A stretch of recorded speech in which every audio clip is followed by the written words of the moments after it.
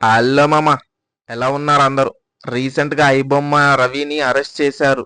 అయితే మామ, ఐబొమ్మ రవి పోలీస్ వాళ్ళకి ఒక వార్నింగ్ ఇచ్చారు, మీరు నన్ను పట్టుకోలేరని. బట్ వాళ్ళ ఫ్యామిలీ ఇష్యూస్ వల్ల ఇండియా రావాల్సి వచ్చింది. రవి వస్తున్నాడని తెలిసి వాళ్ళ వైఫ్ పోలీస్ వాళ్ళకి ముందే ఇన్ఫార్మ్ చేశారు.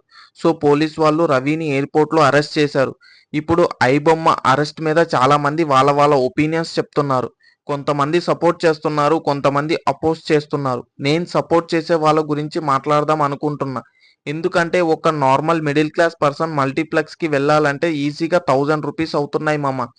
అలాంటి పర్సన్స్కి ఐబొమ్మలో మూవీస్ క్వాలిటీగా రావటం చాలా మంది ఇష్టపడుతున్నారు. అందుకే ఐబొమ్మ రవిని సపోర్ట్ చేస్తున్నారు. ఫైనల్లీ మామ, ఐబొమ్మ రవి కేసుని ఒక లాయర్ అయిన పేరు సలీం నేను ఐబొమ్మ తరపున వాదిస్తాను అన్నారు. అండ్ అదే కాకుండా 10 డేస్లో బయటకు తీసుకొస్తాను. ఒకవేళ ఈడీ ఇన్వాల్వ్మెంట్ అయితే కొన్ని డేస్ ఎక్కువ ఎక్స్టెండ్ అవ్వచ్చు. చూద్దాం మరి ఏమవుతుందో. సలీం గారు చాలా పెద్ద లాయర్ మామ. జగన్ గారి కేసుని కూడా వాదించారు.